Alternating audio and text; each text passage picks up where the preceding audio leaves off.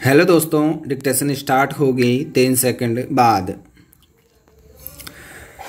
Start. महोदय, भारत जैसे बहुभाषावासी देश में, जहां विभिन्न भाषा परिवारों की 1652 भाषाएं बोली जाती हों, अष्टम सूची के अनुसार भी देश की 18 प्रधान भाषाएं हों, खान पान, वेशभूषा, रीति रिवाज आदि की दृष्टि से भी एक प्रांत दूसरे प्रांत से बहुत भिन्न हो, वहाँ देश की अखंडता को बनाए रखने के लिए सबसे अधिक आवश्यक यह है कि संपूर्ण देश के नागरिकों का वैचारिक स्तर पर आदान प्रदान हो, सांस्कृतिक विनिमय हो, एक दूसरे को समझने सराहने की चेष्टा हो, स्टॉप। जहाँ संपूर्ण देश की भाषा एक हो, वहाँ तो शायद उस एक राष्ट्रभाषा से यह संभव भी हो सके, किंतु भारत जैसे विशाल तथा विभिन्न संस्कृतियों और विविध भाषाओं वाले देश में अनुवाद ही सबसे सशक्त माध्यम है, जो संपूर्ण देश को एक सूत्र में बांधे रखने में सहायक हो सकता है, स्टॉप। द्विभाषिकता का महत्व भारत में प्राचीन काल से रहा है, स्टॉप। आज भी भारतीय जनसंख्या के सांख्यिकीय आंकड़े यह बताते हैं कि भारत में द्विभाषियों का प्रतिशत काफ़ी ऊंचा है, स्टॉप। कहने की आवश्यकता नहीं कि सभी भारतवासी सामान्यतः हिंदी या निकटवर्ती प्रांत की भाषा को दूसरी भाषा के रूप में प्रयोग करते हैं, स्टॉप।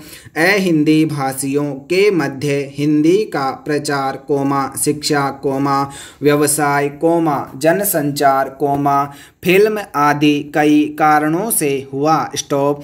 द्विभाषिकता का महत्व रोजी रोटी तथा आत्मविकास या आत्म प्रचार से बढ़ता है, स्टॉप। यह द्विभाषिकता अनुवाद की मूल भित्ति है, स्टॉप।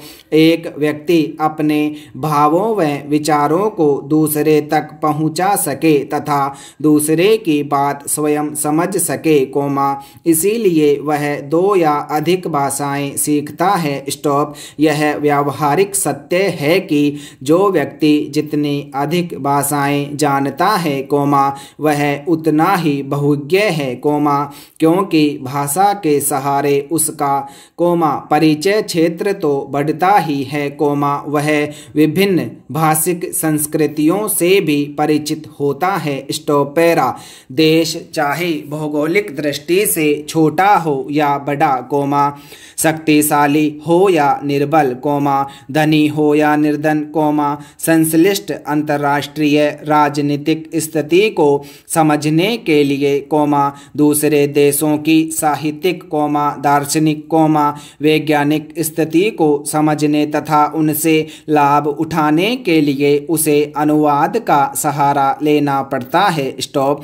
सभी विकसित देशों में इसीलिए अनुवाद का बड़ा महत्व है, स्टॉप। अनुवाद संबंधी बड़े बड़े संस्थान हैं तथा बड़े सुनियोजित ढंग से अनुवाद कार्य होता है, स्टॉप। मैं आपको यूरोप के एक छोटे से देश बल्गारिया का उदाहरण देता हूँ, स्टॉप। बल्गारिया की जनसंख्या 40 लाख है, स्टॉप। बल्गारिया में पर्यटकों की वर्ष भर भरमार रहती है और उसका विदेशी मुद्रा अर्जन का मुख्य स्रोत भी पर्यटन उद्योग ही है, स्टॉप। विश्व के अनेक देशों के पर्यटक वहां आते हैं, जिनमें बल्गारियन भाषा जानने वालों की संख्या नहीं के बराबर ही होती है, स्टॉप। इन पर्यटकों की सुख सुविधा के लिए तथा उन्हें भाषा की कठिनाई न हो, इसलिए दुभाषियों की, जो यूरोप की विभिन्न भाषाएं जानते हों, आवश्यकता होती है, स्टॉप। इसके लिए विश्वविद्यालयों में नियमित रूप से युवक युवतियां विदेशी भाषाएं सीखते हैं और दुभाषीय का काम करते हैं, स्टॉप। पैरा।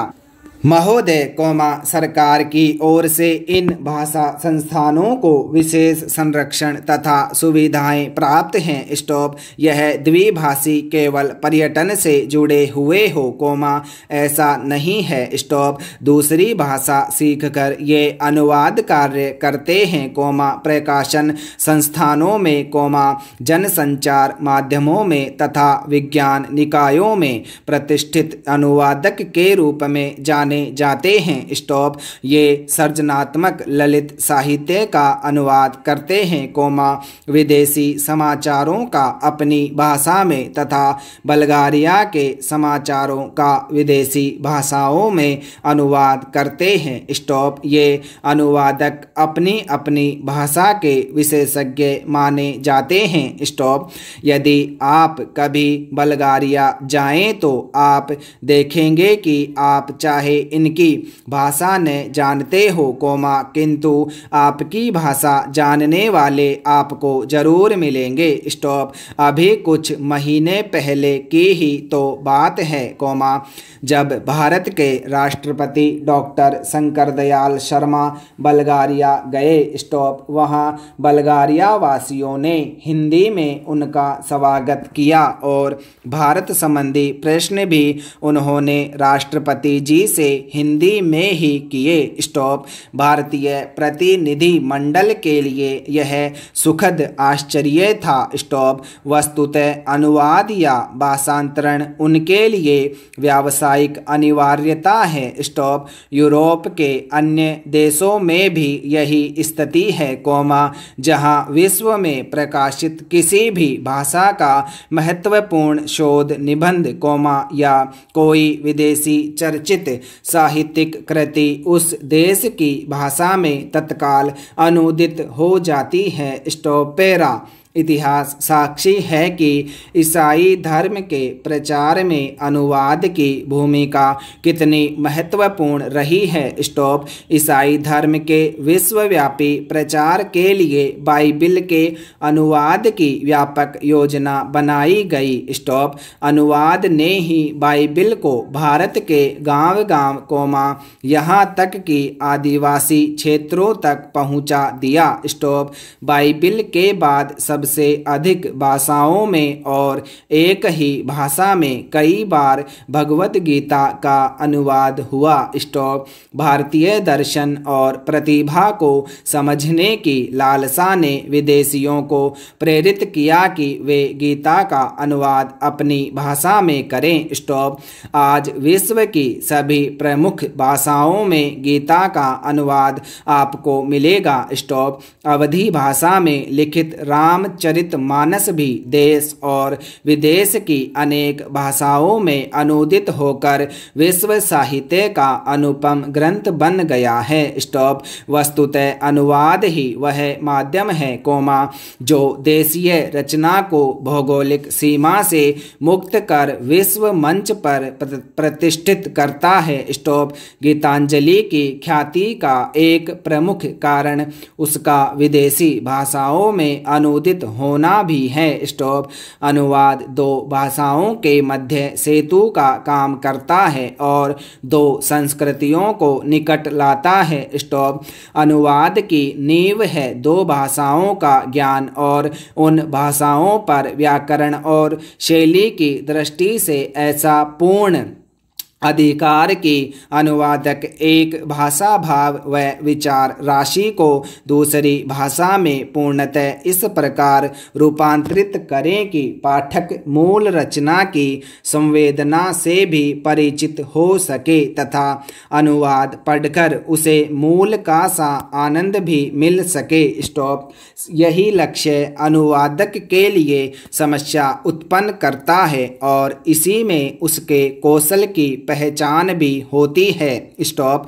स्रोत भाषा का ज्ञान अनुवादक के लिए इसीलिए अपरिहार्य माना जाता है। स्टॉप।